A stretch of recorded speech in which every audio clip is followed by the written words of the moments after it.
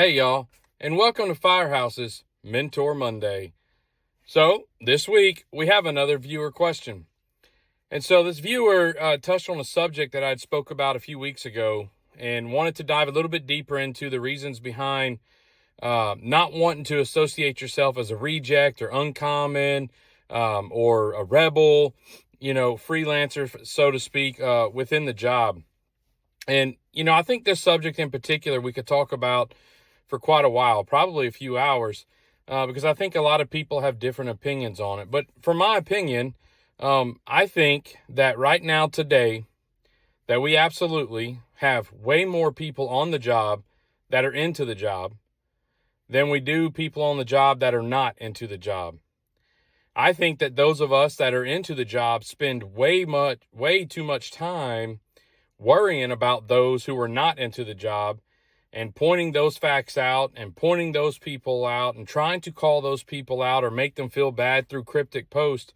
And we're not focusing on the good ones. We're not focusing on the members who are into the job. We are not focusing on ourselves and the career that we want. And I think if we continue to focus on that, right, then we're going to have a career fly by and we're not going to accomplish some of the things that we wanted to accomplish. Now, for those of you who want to be associated such as a reject or a rebel or uncommon or malicious intent, right? I've seen that thrown out there.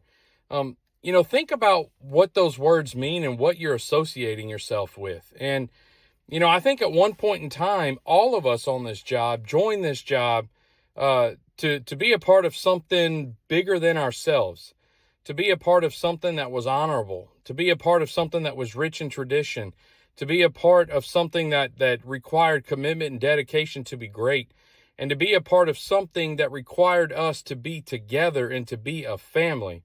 And when you associate yourself with terms like rejects and, freelancer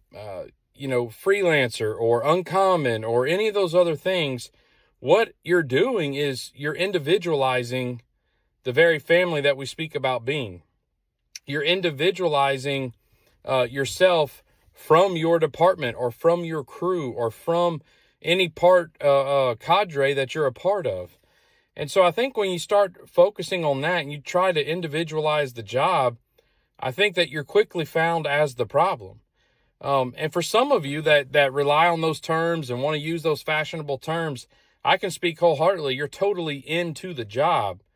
But I know that for some of the people out there, there's some of the bigger issues within their own fire department.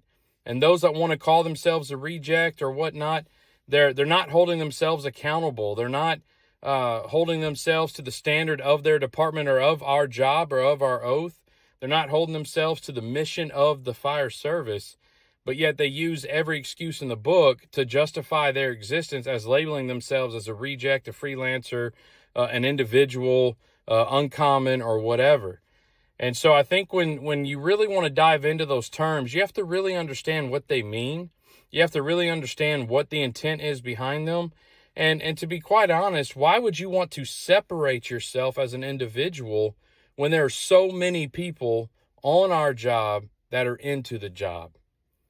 And so for this week, go home, think about everything, and focus on continuing to be into the job in the greatest country in the world and the greatest fire service in the world, and understand that using those terms individualizes you and makes you one against 1 million instead of one of the 1 million. So until then, train hard, love the job, and stay smart. See you next week.